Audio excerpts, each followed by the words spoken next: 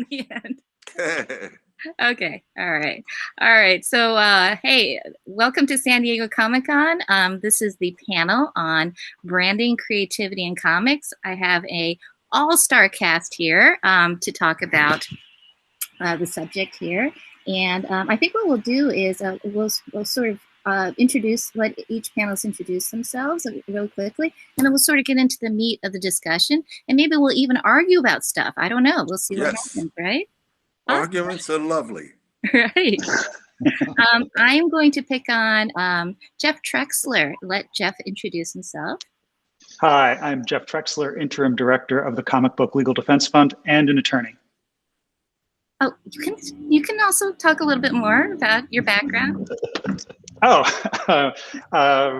you're a lawyer? Yeah, I'm a lawyer. I've been working with comics and fashion entertainment for several decades now. And I'm really fascinated by branding, and the accomplishments of everybody here are tremendous, not just for their own personal creativity, but the way it interacts with licensing and work across product categories. So there's a lot of interesting things that I'm sure we can learn from everybody here. Awesome. Riggs, do you want to introduce yourself? Sure. My name is Rave Morales. I am Senior Vice President of A&R and Artist Development at Atlantic Records. I work on the music side, and in doing so, I work with amazing artists such as Wiz Khalifa, Janelle Monáe, Action Bronson, and most notably, the good folks at Hamilton, the musical. And what that allows me to do is just really see how the branding of certain things align in a way that, you know, makes it wonderful and connects with you, the public. So when you see funds We Are Young on a Super Bowl commercial, someone put that together, and that was the folks at Atlantic Records. So I'm looking forward to diving into that with you guys. And you are also a co-founder of Darryl Makes Comics too, right? Yes, I am. Quite frankly, one of the most fulfilling accomplishments in my little career. You know, I work closely with Darryl, the vision he has, and, you know, to be able to take, he was already creative as an iconic, you know, an iconic Hall of Fame, Rock and Roll Hall of Fame inductee / just legend. But then to be able to find out that he also, that creativity, a lot of it was rooted in his appreciation for comic books, and be able to work with him in that capacity has been just as rewarding as any of the other stuff that I just mentioned. So yes, I am. So, I'm going to introduce another legend, Larry Hama. Hi, I'm Larry Hama. I've been in the comics biz for about 50 years now. Probably best known for my runs on G.I. Joe and Wolverine at Marvel in the 80s and 90s. Also co-created Bucky O'Hare, which was a graphic novel and a TV show and a toy line. I was an editor at both DC and at Marvel. At DC, I was in charge of Wonder Woman, Super Friends, Jonah Hex, and at Marvel, I was originally the editor of Crazy magazine, and then I inherited all the Conan titles, and I also edited the Nam comic. I'm still writing. I'm up to issue 285 of G.I. Joe. Wow. So I don't know. I may have the record for the longest run on a single title. But it's not uninterrupted, but I don't know if it counts for anything. That counts for a lot. That's amazing. That's amazing. Yeah. And yeah, and I've written for numerous numbers of titles. Even though I started out as a penciler, I had to draw comics for almost 20 years before they let me write one. So, so I got a pretty good handle on the comics industry and the licensing of its characters, and on the toy business, because I've been very involved with that for years. And that's who I am. Well, you also, I sort of think of Larry as a Renaissance man because you also play in a band, correct? Or Mhm. you played in a band, and you also were an actor. Yeah, Yes, yes, he was. Yeah. I was. Yeah, I've been in Screen Actors Guild since 1976. I was a principal in a Stephen Sondheim musical called Pacific Overtures on Broadway, and I did it on tour in San Francisco and Los Angeles as well.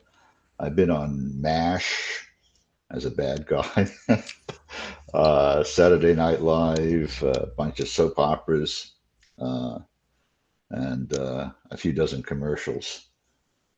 So What was the famous commercial where people would see you on the subway train and come up and say the line to you?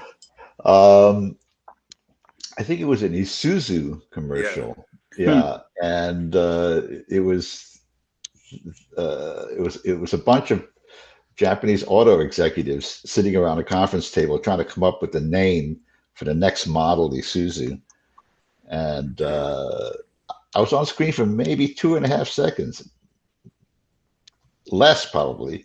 Camera stops on me, and I say, "Skunk."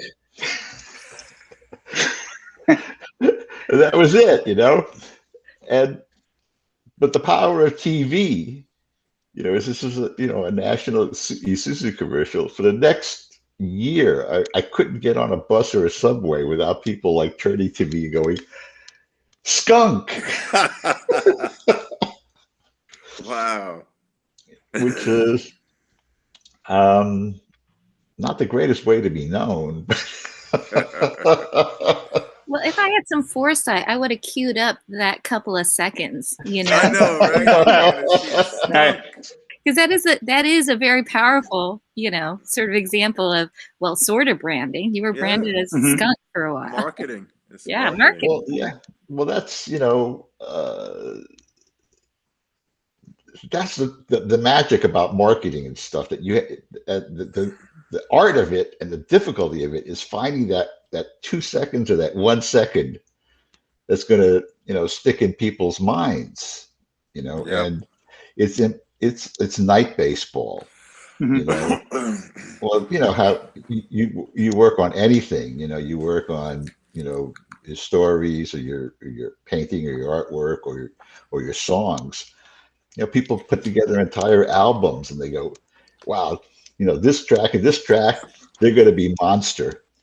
And then it's like, it hits the stands and it's like, it's not those tracks at all. It's like Right. something you never saw coming, Right. that really grabs people. Yeah, so And Darryl is the master of that, right? I mean, Darryl's been doing that for, well, I mean, how long? 34 years. Is it 34 years? Yeah, somebody just told me 34 years. No, yeah, 35th. No, almost 40. Yeah. Right? Really? Wow. Yeah. Yeah, I think next year is our 40th anniversary. And I can relate to that. We actually did that with my Adidas. For people that don't know me, I'm DMC, 1/3 of the hip hop rap group Run-DMC. I'm the guy that used to wear the glasses. I got contacts in now, so I still need something to help me see. Run used to say,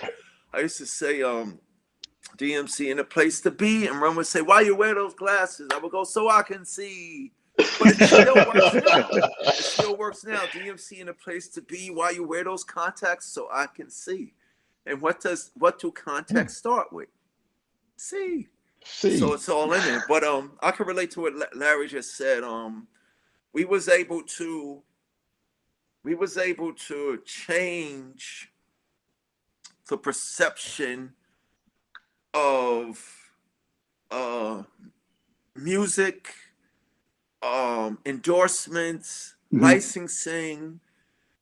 We was the first non-athletic entity to receive a major endorsement from a sports apparel company. Basically, I don't play no basketball, and I was able to get a sneaker deal like Michael Jordan. Our group was also the first group to on record to put rock and roll with hip hop. 1984, we did a song called Rock Box, which was off the title album Run-DMC. That combination, that unique melding of two genres allowed us to be the first hip hop group on MTV. Then, and that was 84. 1985, we was very prophetic. And the whole, what I'm trying to say is there's such a power with creativity in art that in 1985, we had an album called The King of Rock. The single off the album was The King of Rock. And we did a video with Larry Bud Melman from the David Letterman show at the front door of a rock and roll museum saying to us, "You guys can't come in here. This is a rock and roll museum." And then I scream my lyrics, "I'm the king of rock. There is none higher. Sucker MC should call me sire. To burn my kingdom, you must use fire. But I won't stop rocking till I retire." And then we go into the museum and we trash the museum, pull the plug on Jerry Lee Lewis, throw the hat on the Beatles, and we take Michael Jackson's glove off the stand in all of its magnificent glory. And there's a close-up of Run throwing it on the ground, and it's a close-up of my Adidas stepping on Michael Jackson's glove. And by the way, I was fortunate enough to meet Michael Jackson, and he says to me, "DMC, I love the way you dissed me in that video." Oh my Lord, this can't be Michael Jackson, because he thought he was excited that we had the guts and we were so enthusiastic about who we were. But that was the craziest thing. And when we got inducted into the Rock and Roll Hall of Fame Museum in 2009, the Rock Hall called me over and it was like, "DMC, you guys were prophetic." And I was like, "What are you talking about?" He said, "In 85, y'all did a video called The King of Rock with y'all being denied entry into the Rock and Roll Hall of Fame Museum." And I was like, "Yeah, so what's the big deal?" They was like, "Yo, the Rock and Roll Hall of Fame didn't start till 86. So it was prophetic. So there's a power and creativity. So in 85, we proclaimed we were the kings of rock. Then, as y'all know, 1986, it was a marketing, business, commercial, endorsement, entertainment, musical, culture-changing extravaganza. We hooked up with Aerosmith. Prior to working with Aerosmith and doing Walk This Way Over, me and Run had always just created a rock track and we rapped over it, talking about us, how good we are. In 1986, we had the honor and pleasure of working with a producer, a lot of y'all know, Rick Rubin, who Run-DMC, Beastie Boys, Johnny Cash, Metallica, the list goes on, Tom Petty, list goes on. Rick Rubin says, "No, don't just do another rock song. Do a remake of a song that y'all used to rap over, but do it with the group and do it the original way that they did it." So we did that, and people say in the Walk This Way video with Aerosmith, when Steven Tyler takes the mic stand and knocks down the wall that's separating us, they say that didn't just happen in the video, that happened in the world. So basically, we brought white people and black people together. We brought hip hop and rock and roll together. And then we had the song, going back to what Larry said, those few little seconds, we had a song called My Adidas, where we just shouted out the love that we had for a pair of sneakers that we just grew up, you know, Riggs, we love sneakers. And we did this Adidas song. And, you know, I always tell kids, I'm not thirsty. I didn't call Adidas. Adidas called me. Adidas heard the song, gave us a call, and gave us a major endorsement. And what makes sense of all that and why I'm here, I think all my enthusiasm, all my everything I produce comes from my love of comic books that I had since kindergarten. And then 5 years ago, I met Riggs, and Riggs inspired me and convinced me to do a comic book company because he saw that we both had a familiar love for this culture of comic books. We thought it was just hip hop that we had in common.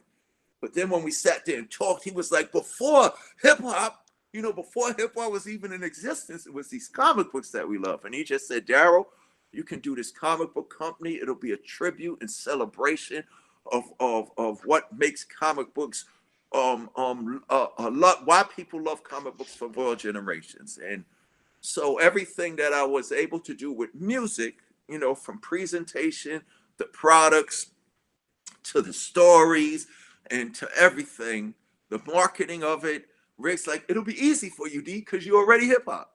So here we are today. So I can tell you, I'm sorry. Oh no, go ahead, Jeff. No, I was going to say in the fashion world, the My Adidas is legendary. I mean, it is a historic song, just in terms of branding and bringing cultures together and thinking about what you did with rock. I mean, you remade rock, you remade music, and it got me thinking about what you're doing with comics. How do you see what you're doing with comics? You mentioned an homage and a tribute. How can you? Do you see that there's a way to bring the same spirit to comics? Is there a way to draw something out of comics and remake society, or draw something out of what you're thinking about culturally and creatively and remake comics? I mean, what kind of sort of Run-DMC like explosion can you envision happening today? Well, I have a saying that the arts succeeds where politics and religion fails, which is why music does what it does, which is why fashion does what it does, which is why, TV and cinema and all this, the visuals and the audio arts do it. I think what I'm doing with Darryl Makes Comics is kind of exactly what I did with, hip hop and rock and roll. There's a misconception of, who the geeks and nerds are. So there's this wall that's put up, you know what I'm saying? You have to be this, you have to be that. People, they don't do this, they don't do that. But the whole power of the whole comic books, which is something that DC and also Marvel dug into, is we tell stories, we create characters that's about lifestyle. It's outer space, it's evil villains, it's monsters, it's demons and stuff like that. But the core of everything is that these characters, these people, and these situations, everybody, every race, creed, and color can relate to the struggles, to the battles, to the ups and downs, to the existence of these characters. When we came into hip hop, most hip hop was marketed as it's ghetto music. And they wrote this, it's black ghetto music coming out the South Bronx, and it is these black kids, and it's Puerto Rican kid, and it's gang banging, and it's drug selling, and it's, you got to come from poverty. When Run-DMC came along, we were, because of my influence of the comic books, knowing that Dr. Bruce Banner, Tony Starks, Reed Richards, the only time I saw badass educated people was when I looked at the comic books. You know what I'm saying? Because in the Larry, this, right, in the 70s, the only thing that the black people was getting was Superfly, Shaft, so the blaxploitation era. But even in the ghetto, even in any across the board, any dirt poor ghetto community, there's goods. There's the kids that go to school. There's the kids that are artists. There's kids that are dancers. Most of the early DJs was these kids that was in the music. You know what I'm saying? So I wanted to show the power and the diversity of these communities. And the perception was, Jeff, this, white people listen to rock and roll.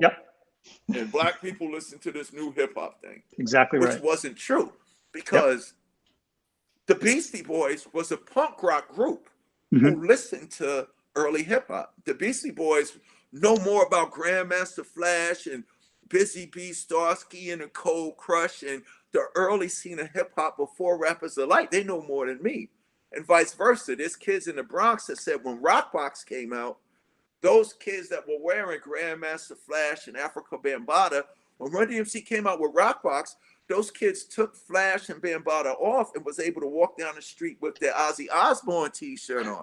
They was able to walk down the street with their punk rock t-shirts on. So what we're doing with Darryl Makes Comics is we're showing what is already there that people didn't want to pay attention to. And like when Rex told me, he was like, "Dude, you're already doing it with your music." You know, when we first made Darryl Make Comics, Jeff, I was thinking, "Oh, we're gonna take it to Marvel. Oh, we're gonna take it to DC." Rex had to stop me. He said, "No, you're gonna do it yourself. We're gonna sell these things out the trunk." You know what I'm saying? And across the board, everybody. What I'm trying to say is, we created DMC Comics Make Universe as a tribute, a celebration, and we're following the leadership of what Stan Lee and a lot of comic books do. I remember there was a comic book for DC where they turned Lois Lane goes in a machine to turn into a black lady to go into these black areas to see how people lived. And then there was another comic with a Green Arrow and who was it? Green Arrow and Green Lantern. Green Lantern. You know, Greenland, we gotta go in to see how these people live. I know that Stan Lee was an expert from the get-go of solving the problem. Stan Lee was an expert when it came to marketing, using what he saw the arts was doing, what music was doing with artists like James Brown, Crosby, Stills, Young and Nash, Neil Young, Marvin Gaye, who made Let's Get It On. Stan Lee would address all these social issues that was relevant to all communities, you know, and, you know, he created the X-Men, which will show you bias and prejudice, you know what I'm saying? He did issues where he, Spider-Man, he talked about drug abuse. So all of these things that the arts was doing, Stan Lee was able to put into these books so that it could relate to a community, a larger community of readers. That's our destination. What I say, DMC in the place to be. Darryl Makes Comics just like Stan Lee. Like Peter Parker, I live in Queens, and like T'Challa, I am a king. So all of these things was right there for people to see, like Easter eggs. What I wanted to do was all the Easter eggs that I dropped in my music since '84, now I could put it in the book. Amy, you hold the book up. Oh. Now I could put it in a book for people to experience. That was amazing. Just a reminder, like there's a media theorist named Marshall McLuhan who talks about predicting the future is really seeing the present more clearly. And that's exactly what you do. That's why, hold up, that's funny. That's why when the Rock and Roll Hall of Fame told me in the '09, you're prophetic, I was like, what are you talking? And they told me, D, in 1985, y'all did a video. And you know what's funny? Hip hop has a little problem. People have a little problem, right, Riggs, with hip hop going into the Rock and Roll Hall of Fame. You know what I'm saying? And they said, you guys prophesied that. That's crazy. Yeah. I love but I think there's something to be said about, to your point, Jeff, you got to look where no one else is looking. It's right in front of you. You just can't, you just try to not do what everybody else does. My job as an A&R is to find, sign, and develop, but I also, most importantly, I have to connect the dots, whether it's D with the right person, D with the right artist, just to really flesh out that vision. Like I have to support the vision of the artist, put those pieces together, connect the dots, and hopefully we can break new ground. But I also think in not looking where everyone else is looking, which I encourage everyone to do, is you increase the ability to be first at something, you know, where it's just like, and once you're first, you know, you obviously have a chance to corner the market, or, you know, it's funny because once you're first and you're going to get biters, which, you know, hip hop terms, you know, like copycats, for the OGs. You know, yeah. So, but I think that, you know, for any creative taking a look at this panel, please, those are the things that I really want to overemphasize. Just look where no one else is looking, and definitely gun to be the first, if at all possible, which it is possible. You just have to, again, look where no one else is looking, and it is right in front of you. That's so powerful. Riggs, I have a question, because, you know, I have here more props here, right? I actually have this, 600-page book by Ron Chernow. You know, this is not something that one would normally say is a household, you know, product, right? In fact, I still haven't read it. I did read his other books, but whatever, right? How do you get from this to, this, right? Which is now household, almost, I can't imagine anyone who doesn't recognize this logo and just even the music itself, right? How does that happen? I think it's all in the eye of the beholder. It's literally it literally is. It's beauty or creativity rather is in the eye of the beholder. It's really how you see things. We can all see that one thing, but one of us is going to see it a little bit differently, right? And the idea of someone who grew up, enamored with musicals and hip hop, being able to channel all of that into a very compelling story about, Alexander Hamilton, really, again, looked where no one else is looking, did what no one else did. And the idea of hip hop and musicals is something that's been tried in the past, but not fully executed accordingly. And I guess because it was a proof of concept that proved that it didn't work, which reminds me of kind of like the early days of hip hop, there was this resistance to it. There was like this skepticism. Right. Even I myself, when Lynn came with the idea, I looked at it like, okay, cool. But let me see it. Let me at least take a look at it. Did he pitch you, or you found it and you're like, okay, this is going to be something big? He pitched. He was making the rounds. Lin-Manuel Miranda was making the rounds to find a partner to release this music. The concern that he had was with this amazing body of work that he put together, that it would only sit on the Broadway side. And I'm like, you don't, for something like this, you don't want it to just sit on Broadway, because the inspirations from it were clear as day. You had Biggie, you had Bob Deep, you even had Run-DMC. You had all these influences on the R&B, musical, and hip hop side that resonated through this play, through this musical. He hates when I call it a play. Through this musical. Yes. Don't call it a play. Through this musical, and you needed to make sure that that was in the right hands and the right people around it to make sure that it doesn't stay in this one place. If it stays in this one place, and it's the sound of a tree falling in a forest, So when I got a chance to preview it at the dress rehearsal, I was like, oh my God, this is not what I thought. I thought it was going to be a lot of jazz hands. I'm not going to lie to you. What I didn't expect is what we refer to as bars. It was all bars. The first few seconds is like, how does the bastard? I'm like, whoa, this is not. And I'm looking around the audience like, am I the only one that knows what this is and sees how amazing this is? But no, people are reacting innocently enough to what they see as something new. I know it as, because I have the references are like bars. This is like, the syncopated patterns. And it's just like, wow. And I ran back to Atlantic, and I had to convince folks to do this, because traditionally, cast albums don't really sell all that much. Traditionally, when most folks record cast albums, it's 75% vocal up front, and the music is kind of in the background. Here, because of where this sat, we treated it like a hip hop album. So mix-wise, we balanced it. And the most rewarding part of this whole thing is when you hear, I listen to it in the car with my kids. You understand there's a sonic element that allows that to take place. Right. So a lot of unconventionalness took place to get this to where it's at now. And quite honestly, at the very least, at the time, I did not expect this to do what it did. At the very least, I'm thinking, if my about to be born son can get introduced to hip hop, R&B, musicals, and history under this one platform, I'll take it. Because it's literally art first and foremost, and art speaks for itself, man. I've got a saying: dope sells itself. You don't have to force anybody. Once you see it, you hear it, you feel it. Oh, this is dope. I'm passing the word around, and the word of mouth gets around, and here we are. The amount of influence that it's had on this generation of creatives is by far the most rewarding, thing that I've been able to see firsthand. And I'm very proud of that. And, hopefully what this does is inspire more things like this. And also what it did for people of color as performers, because the majority, 90% of the cast was of color. It's something you don't really see on Broadway, from my understanding, being still the relative rookie to the space. But if anything, again, the creativity that went into this and came out of it, and that's now being given to the world, like, we're here, man. Like, job well done.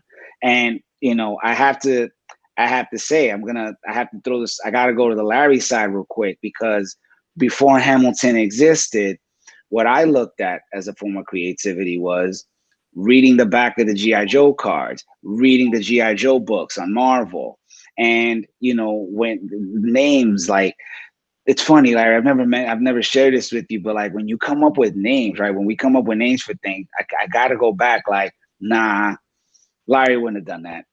You know, because the names are so, you have to understand the G.I. Joe collection was like massive. And every season, the names got cooler. Barbecue, Shockwave, Leatherneck, you know, and it was just like, and the back of those, the card stock, that set a standard for me as a creative if I'm going to go there. And I'm not the only one. I'm just the only one that's able to express this to you direct, you know? So the creativity hits you from, you just don't know where it's going to come from. We literally on this panel have generations worth of creativity that has completely shifted the world in a way that's just, you know, just adding to the creative oasis that we live in right now. So awesome. I'm sorry, I fanned out. Sorry. You know, I don't want to lose that point that was just made about a few minutes ago about, you know, when these cultures and these art forms collide and something new comes out of it. I mean, this is something that's, you know, gratefully has become more accepted, you know, because, you know, I'm old enough to remember when, you know, the folk scene like totally was like pissed off when Dylan went electric. Yeah. I mean, it's that was like a thing. Yeah. That was like, and I was sitting there going, wow, this is really terrific. Why are these people, you know, being so Catholic about what it was supposed to be, you know? Right. And you know, so when it came down to the path with Run-DMC and Aerosmith, nobody blinked. It was like, hey, you know, that's cool. Right. It felt natural. I agree with Larry. It felt natural. It was very natural, but now it's much more open to that, you know, and especially, you know, in music and pop culture, there were all these walls, you know, and you just couldn't do any of these crossovers. And if you look at the Grammys now, you know, stuff is all over the place. Yeah, I agree with Larry in terms of that hybrid theory where you just clash different. Look, to your point, Amy, it's like, who would have thought that some kid that grew up on musicals and raps was going to channel all that into, who would have thought that, you know, the idea of someone rapping over a classic rock record would lead to this other breakthrough moment, a literal breakthrough moment. You know, and even with G.I. Joe, I wasn't around for the previous iteration of G.I. Joe. All I know is Snake Eyes, Storm Shadow, and that level up that just really inspired. Who'd have thought that connecting, now that I know, you know, the Vietnam War and what took place there, to some of these characters like Tunnel Rat. That's a genius one, by the way, Larry. Like, now that I know what I know, just the clashing of cultures is going to lead to something new and special. And I think there's plenty of room for that still. Oh, for sure. You know? It's still a vast universe that hasn't been tapped into. To add to that point, that's what happened when Adidas, Jeff, heard the record. They didn't hear the record. The common people, because we was bold enough to do it, we put it out. The rumor has it Adidas would have their, you know, the monthly meetings to go over product. And it was going over the current stuff. And it was like, why the hell is this superstar speaker? They didn't have enough graph space on the wall to handle it. And rumor has it, it was a young white intern was like, dude, you don't know? Run-DMC made a hip hop song about my, you know, Adidas. And he was like, hold up. First of all, what the hell is a Run-DMC? Because prior to that, like Riggs, prior to that, it was the furious Adidas was like, we heard of Grandmaster Flash in the first 5, but what the hell? They didn't say, what the hell is a Run-DMC? And what the hell is this hip hop? What do you mean they made a record? So they sent a spy. We was playing Madison Square Garden, 1986. Run-DMC, the Beastie Boys, Eric B. and Rakim, LL Cool J. I think Slick Rick did a cameo, and they sent a spy. Hey, we're Adidas company. Can we have some tickets to come to the show? Yeah, come here. Here's 2 backstage passes. So they come to the, the garden, and we doing our show. We about 7 records in, and then it comes to the point where Run says, D, take it off. So I take off my sneaker and I hold it up. The whole garden, sold out Madison Square Garden, 19,000 people. They all hold up their sneakers, and then Run says, D, what is that? And we go to Adidas. We do the record.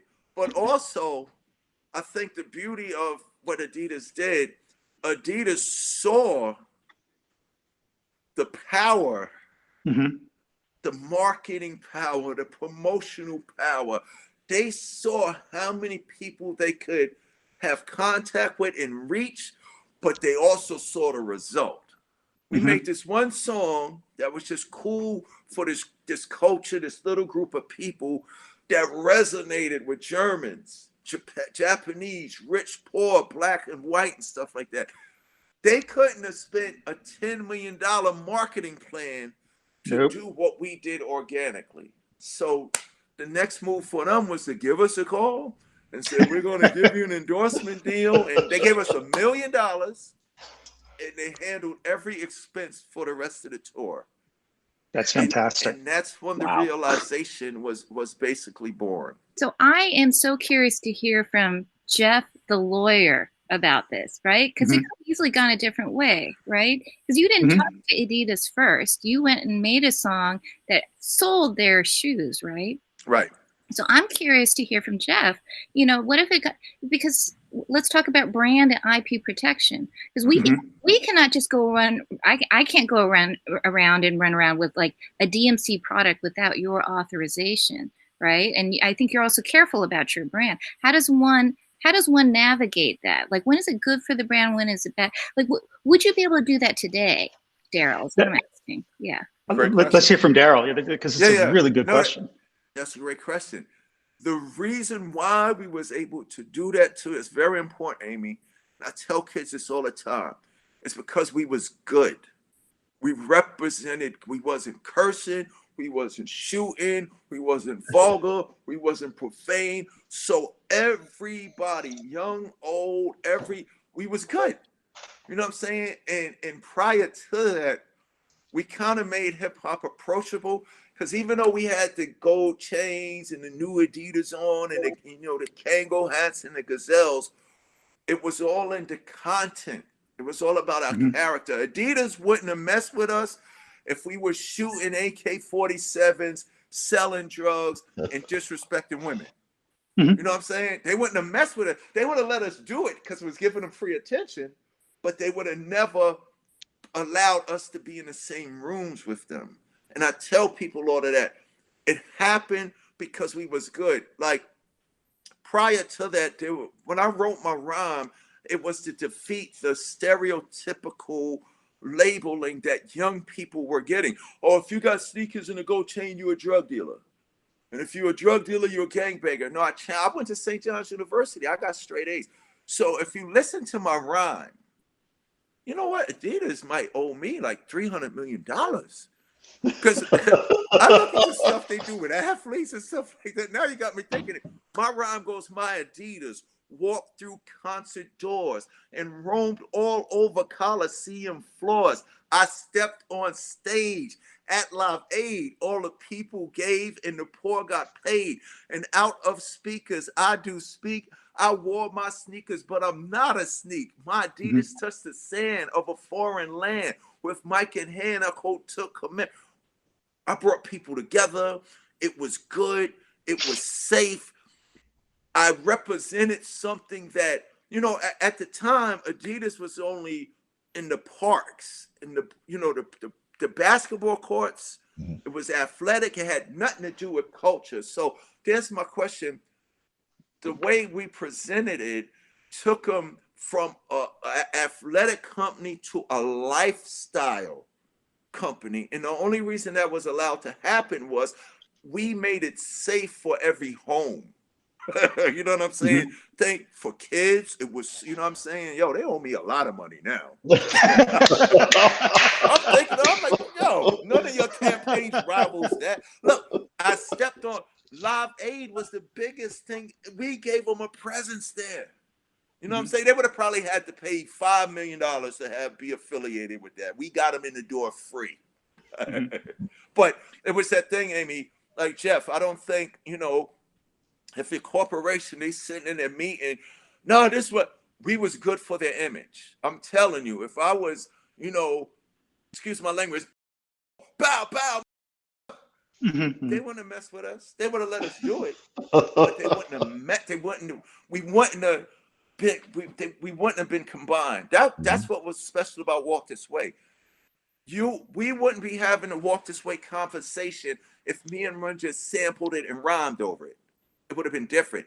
The fact that we did it with Steven Tyler and Joe Perry, you know what I'm saying? When the rock people saw it on MTV, they was like, what in the world is Steven Tyler and them doing with the rappers? And our fans, we didn't know who Aerosmith was. We knew the music, but every black person knew who the Rolling Stones was from their marketing and branding. Everybody knew who Mick Jagger, he's the real king of rock. So when Walk This Way came on MTV, everybody was like, what the hell is Run-DMC doing with the Rolling Stones? But they knew what it was. So it was something really special. And I don't think that it would have happened. They wouldn't have did it with us. They would have used us and got those extra sales, but we were safe enough, good enough, wholesome enough, and also universal enough. We didn't just appeal to the black kids in the streets of New York. We appealed to the rich kids that lived in Beverly Hills, and we appealed to all the college kids, like across the board. We took them to a place that they probably would still be spending big budgets trying to get in. We let them in free, so they owe. Yeah, I mean, you capture something so important to the legal analysis, which is there was this commentary, there was. It wasn't just you taking the Adidas brand and saying, hey, we're going to sell some product using, drafting off of the Adidas brand. It's like, this is who we are. This is what we do. This is our story. Adidas is part of that story. Right. And you did it in a way that did not tarnish that brand. You actually enhanced the brand. And I think it was the perfect song to do that in order to avoid the sort of thing where, like, Riggs was mentioning Hamilton. Y'all were talking about Hamilton. I know there was a comic that tried to put Hamilton into the story, and they ended up having to change it because they were using Lynn's likeness and they were using things from Hamilton. And you look at that, you go, well, that's not the same thing as what Run-DMC was doing with My Adidas. That's actually just trying to commercialize somebody else's publicity rights and the copyright and all that other stuff. So it was something entirely different, and it's an important lesson, I think, for a lot of younger creatives to learn. Because they're creators who are fans of things, and they'll take something from a comic or a video game, and they'll create their own product line with that comic's name or the video or the trademark from the video game, which is a different thing from what Run-DMC did, a really different thing from what you did. And so it was natural that Adidas would align with you. And I mean, frankly, if they hadn't, that would have been a big mistake. I mean, that was you remade in many ways. You can draw a line from what you did with My Adidas to the rise of streetwear, to even my neighborhood. I live in Nolita in New York, which has shifted. It's always had a lot of fashion in it, and now it's like Supreme and Kith and everything like that. And there's a direct line from what you were doing in My Adidas to that. Sure. I mean, you remade fashion just like you remade rock, just like you remade culture. Right. It was incredibly important. And that kind of content you were talking about, there was real content, there was real culture to it, is also crucial to a trademark analysis. You weren't just trying to bite somebody else's brand. It was something much more than that. So you got it right on target. I really love that analysis. Thank you. Oh my gosh. So here's a question then. For all of you, in fact, with thinking about branding, is that always in the back of your mind when you are creating, or is that just something that naturally comes out when you're doing your art? in whatever fashion it is?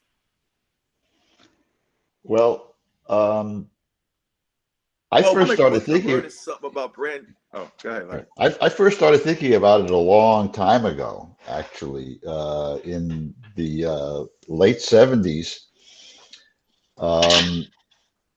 I was supposed to come up with a creator-owned an IP for when I was an editor at DC, and they said, you know, if you come up with something, we're going to institute this whole new plan to have creator rights, so you could actually own a piece of it. And I said, oh, great, you know, and I worked up a whole concept, and I kept asking for the paperwork, and they never showed up with the contract. They kept saying, well, you know, we're working on it. Why don't you just hand the stuff over, and you know, we'll get you the paperwork later. And my lawyer was a guy named Ed Price, who was also Siegel and Schuster's lawyer in their fight against DC to get their the Superman rights. And Ed told me, you know, an oral contract is worth the paper it's written on. You know, don't hand over anything until, you know, they show up with the contract, and they never did. And after about a year, I got imploded out of DC because they had a big sales slump, and they let go the last bunch of editors that they hired. And I had this concept that I still owned because I never handed it over. I never signed their contract, and I took it over to Neil Adams at Continuity, and that was Bucky O'Hare. And so, you know, I made a deal with Neil and Michael Golden, where Michael Golden and I both have like 25%, and Neil owns 50%, and he did all the legwork. And we had a graphic novel, comic books from Echo de Savant in France, a Hasbro toy line, and a Saturday morning animated show, and over 100 licenses, you know, including lunchboxes and big wheels, and all that stuff. But when I was working on creating G.I. Joe, you know, this is about the time that the early Star Wars movies were coming out. And I remember reading an article in a trade magazine, a toy magazine, about how the toys for the first Star Wars movie, you know, didn't do as well as the second one, because the toys were not designed. I mean, the spaceships and all the stuff in the movie, they weren't thinking of the licensing. So they designed stuff that was really difficult to make as toys under the price points. You know, in the toy industry, like, you know, KB's and Toys R Us and all these people, they had the products had to meet certain, what they call price points. You know, you have to have like a $5 item, a $10 item, a $20 item, and blah, blah, blah. They fit into these categories. And a lot of the Star Wars toys for the first movie came in much higher than expected because of the difficulty in manufacturing. And they noticed that there's a distinct difference between the merchandising for the first movie and the merchandising for the second movie, because they thought, you know, our revenue stream for this is in the licensing. The merchandising, you know, and if you're not thinking of that, you know, when you're creating the original IP, you're spitting in your wallet. Right? So, yeah. So when we sat down to create the Bucky O'Hare characters, we design the characters with 3mm holes in their feet and 3mm plugs on their belts, which meant that all the equipment had 3mm holes in it. You could just plug them onto the belts. The spaceships and stuff had 3mm pegs sticking out of them, so that you could clamp the figure on the spaceship or on the stand, so that, you know, the character in the comic, you didn't have to make any compromise. You can make a toy that looked exactly like the character in the comic because all the physical elements of that toy were already designed into the character. And we also made the character like 3.5 heads tall, which we found out was the optimum head to body proportion for a video game character. That's the same proportion as the same proportion as Sonic the Hedgehog and the Mario Brothers. You know? Oh, brilliant! That's a proportion that looks great on the video screen because you get a big enough head to get expression, right? Right. So if you don't take all these factors into it when you're creating the original stuff, you know, if you're not creating costumes that you can trademark, you know, then all these things are spitting in your wallet. But if you've got this unified plan that crosses over all the iterations, you know, that you could have the comic and the animated show and the video game, you know, really, you know, be of one thing and not violate anything else. So I remember as a kid, you know, getting a toy and I go, that doesn't look like the character. Oh yeah, you hate that. Right? Yep. You got to put on your 10-year-old shoes. You know? Yep. And I think it's really important to do that. To think of all those iterations and all those factors in merchandising and licensing, because again, that is the vast majority of your revenue stream. You know? So Darryl, when you create your going back to the comic, right? Yeah. When you create your characters, do you think about, well, I mean, Larry helps us, of course, right? But do you think about that when you do that? Or do you call Larry and say, hey, you know, I learned, that's what I was going to say earlier. I said, one of the things I learned, one of the most important aspects to all of this was, I was going to say, Larry will always say, does it make a great toy? But it's kind of like, it's kind of like we said, my superhero costume is not elaborate, so it's simple and easy. And Jeff, going back to what you were saying, that was another element of why it worked so good. The tracksuit was simple.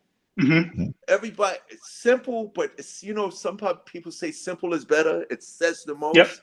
You know, you can have all of these people at Fashion Week, for instance, and all the designers say, yo, for the rest of the history of Fashion Weeks, anybody that walks down the runway with an Adidas tracksuit on, the sneakers on, and the hat and the glasses makes an eternal statement. And even our dress up wardrobe was the black leather suits, the black blazer with the black leather pants, with the Adidas jackets under it, with the hats. Everything was simple, accessible, and easy. So of course it's going to resonate with everybody. So when I'm creating the characters in the DMC universe, they're not going to have any complicated getup on. Number one, it's got to be functional. You know, the tracksuit resonates with hip hop because it was an outfit for the breakdancers. The breakdancers cannot dance in a denim suit. You got a denim jacket on, so you got the tracksuit on. You know what I'm saying? And when you look at the superheroes, you know, when you see, you know, the first superheroes was designed by those artists, creators. Their heroes are like, you know, like Robin Hood and the Three Musketeers. You know, when you look at those early, those were those guys' inspirations. So for my comic book, you know, my heroes, my adventures, guys, is the breakdancers, the graffiti writers, the DJs, and the MCs. So of course my superheroes will attires that relate to the culture that it's coming from. And then what that does across the board is, you know, even though if you look at, you know, the hip hop style from the military, from colleges, from workplaces, and then from neighborhoods, every neighborhood, you know, whether it was a white neighborhood, whether it was an Asian neighborhood, whether it was a Italian neighborhood, had that one kid. You know, every Italian neighborhood has that one kid that would rock the track suits and listen to hip hop. Every Asian neighborhood had that one kid that would wear the Kangol and the Gazelles and gold chains and Adidas and breakdance. So across the board, hip hop already had those elements that was relatable to cultures already. It was just about presenting them, bringing those things to the forefront. But Amy, to make it easy, I always say, you see when I do my little sketches of my characters, Amy, I try to make it powerful, you know what I'm saying, but without being too complicated. And I think that that's the whole issue here about the best marketing and the best branding isn't complicated. Look at the DMC logo. Oh, it's simple, yeah. The bars and my name in the middle.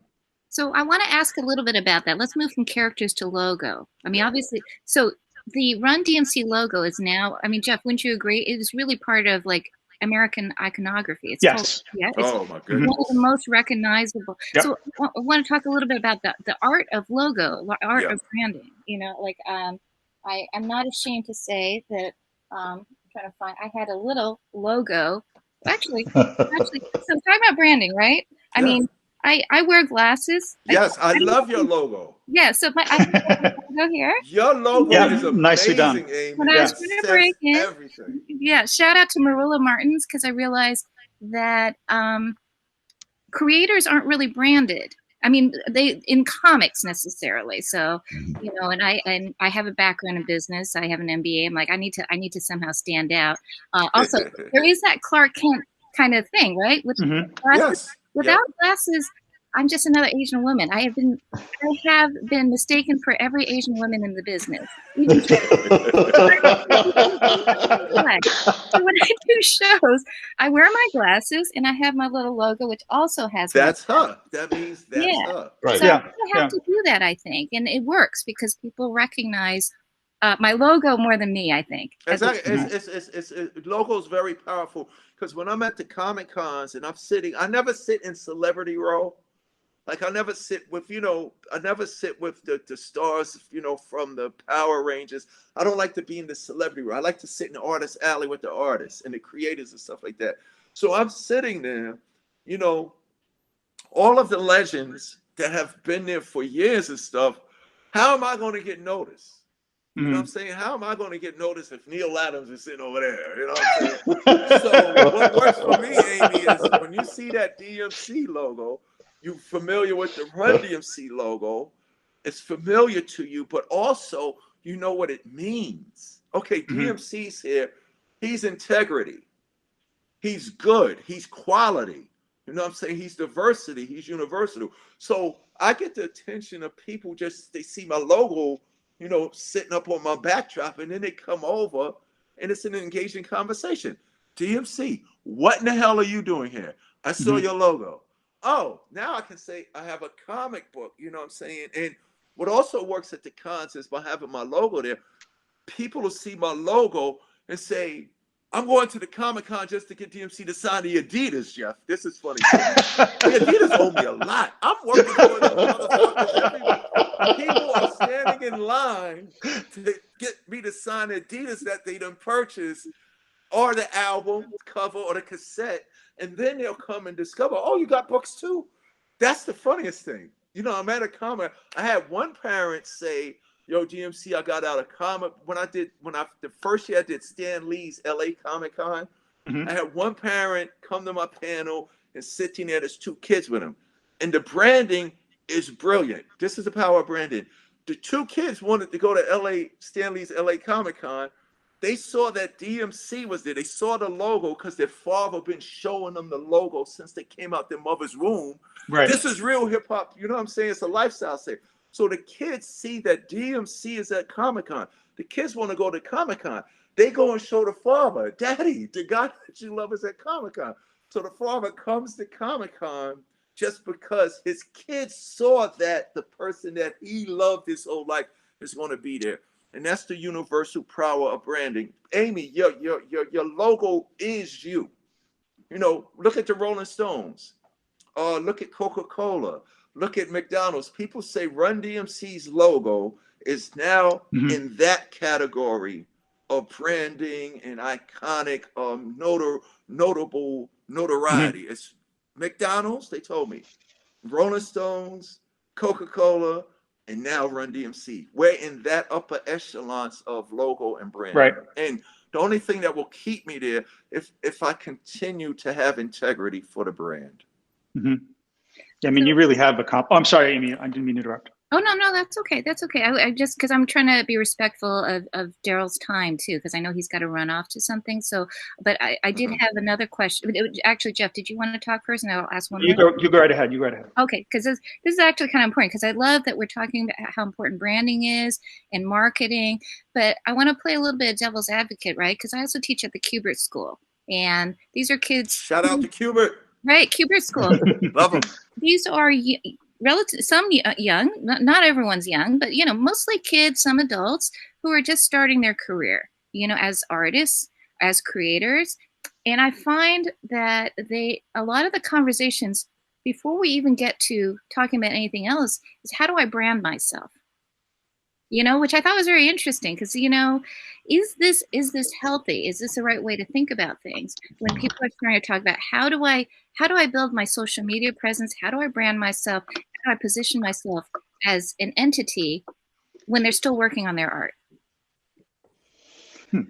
Well, I think it's a two-pronged thing, you know, that it's kind of silly to work on your branding if you haven't got anything to brand.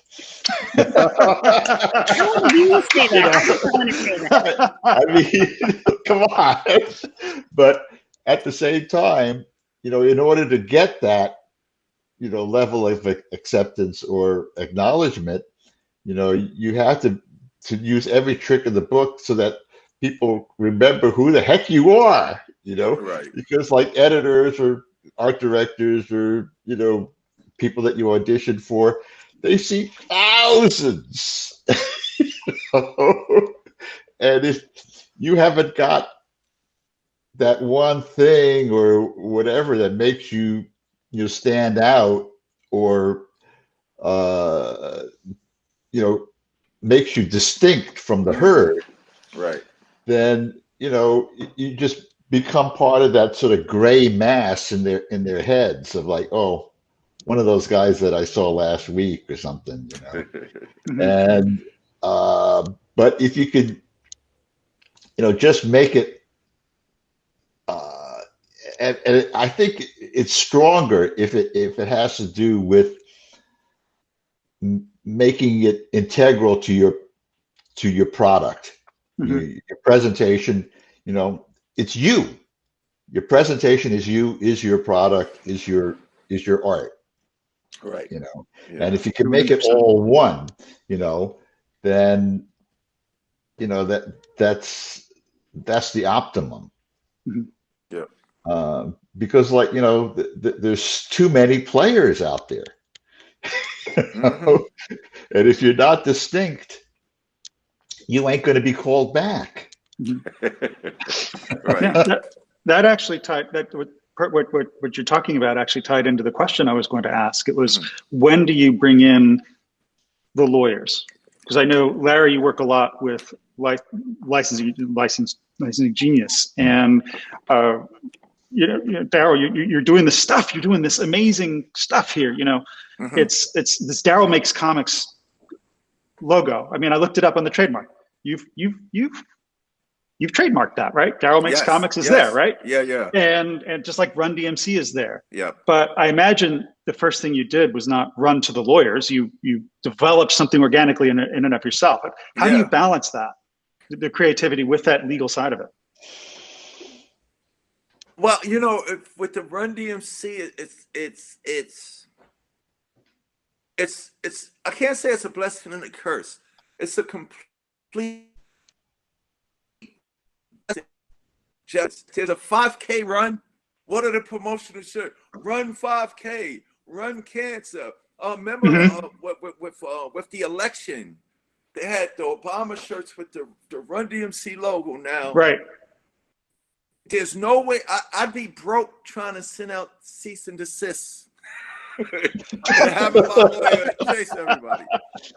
So I think what makes it easy for us is if somebody does, I mean, there was some cases where somebody was brutalizing and abusing by using the run word in the bars and doing it for profit without coming and asking for permission to do it. We have shut that down. Maybe I would say there's hundreds, but there's thousands upon thousands of people because it means so much to them. It's good and it's serving a purpose that there's a difference between abusing and using. People that use the Run-DMC logo, for me, I would probably be $3 trillion in debt trying to pay for that advertising. So if I never spent another dollar in advertising, and it's a good position to be in, and people are run this and run cookout, run burp, like it's crazy what the bars do. That will keep me in people's mind until the world ends. But when I was creating the DMC logo, at first I didn't want to use the DMC logo. I wanted to create a logo for Darryl Makes Comics. But then Riggs and everybody was like, yo, but you're that guy. There's a run, there's a DMC, and there's a bars. If you remove run out, push the bar down, and then present back, people will know they're getting the authentic you. You know, so to answer your question, Jeff, originally I was going to create a new Darryl Makes Comics logo. But why should I do that when my presence is already established within an iconic presentation? So it was a little easy. And what took away the difficulty for me is that everybody, we got to leave in a minute. Everybody that uses the Run-DMC logo is actually free advertising for me. It'll keep me in business. There's kids that are not even born yet that will be born, and the Run-DMC logo will be part of their lifestyle. Well, it's brilliant it's brilliant to have other people, to have your fans actually do your advertising for you. I mean, a brilliant example of that was like the Grateful Dead, who always at their live concerts had a special section just for people with recording devices. They encouraged their fans to make bootlegs. And you know, there'd be like a special section with 200 seats, and every seat there would be some guy sitting with a Nagra, you know, and a boom mic, you know, headphones. They bring their own engineers, you know, and they're like twiddling knobs. And it was this huge thing of all their fans trading these millions of bootleg tapes. And like other fans would like clamp down on that. But the Dead encouraged it. Because it makes you forever. It makes you forever. And if people are collecting and trading, that's what you want. Exactly. Well, look about it like this. Every Halloween, I don't like going outside. Every Halloween, there's two traditional places that drives me crazy, but I love it because it's so cute and I'm honored and humble. Every Halloween, everywhere I go, not just in my neighborhood, not just in the mall, everywhere I go, people from all walks of life. We're having a Halloween contest tonight. Guess who I'm gonna be? And put the glasses on and a hat on. And then the other time, Brandon is so powerful. Every Christmas, when I go into the malls, I'm talking about Jewish people, Asian people, Muslims, German people. Every 10 steps, what do I get? It's Christmas time in Hollis, Queens. Mom's cooking chicken and collard greens, rice and stuffing macaroni everywhere. So that, for anybody out there, build something that is respectable, build something that is fun, and build something that has purpose. That's what I wanted to end with. Purpose. We serve a good purpose, knocking down walls, being nice, respecting everybody, and just building a community, bringing people together. When people see that logo, they know it's legit. Wow. I want to thank everybody. That was amazing. We could go on for a couple hours, I think. Maybe I'll ask them if we can make this a seminar. Yes, let's do a seminar at the con. Yes. We should charge. A 3-day seminar for the length of the whole con. Yep. I would be negligent if we didn't actually thank Dennis Cowan for the cover. You know, Right. a couple times, and actually, I think you guys are probably getting the exclusive for this because it's not quite out yet. We just not yet. Also want to thank Spencer Nellis for putting this together. You know, salute to Thank you, Spencer Spencer. and Dennis and Larry. No problem, guys. Thank you. And thank you all. I'm so happy this actually came together. Thanks, Riggs. He had to go off. He had to meet with the label execs. You know, Salute Ooh, to Riggs. right. And salute Excellent. to all my of life you. is much more prosaic. I'm not Right. going to meet with anybody. I'm probably going to go through the drive-through and get back to writing. But thanks everyone who's been watching this, and I think we had a lot of fun. Hopefully, people got a lot out of this. And so Thank you, Amy. Thank you for being a wonderful host. oh, thank you. Yes, thanks, Amy. And so we might as well end with a shameless tags coming to a store near you. We have. All right. Yes. I'm starting a cookie company. It's going to be called Darryl Makes Cookies. This is the logo. This is the brand that will be on the label. So if you like my music and if you love my comic books, you're going to love my cookies. Thank you, Jeff. Thank you. No, thank you all. Thank you.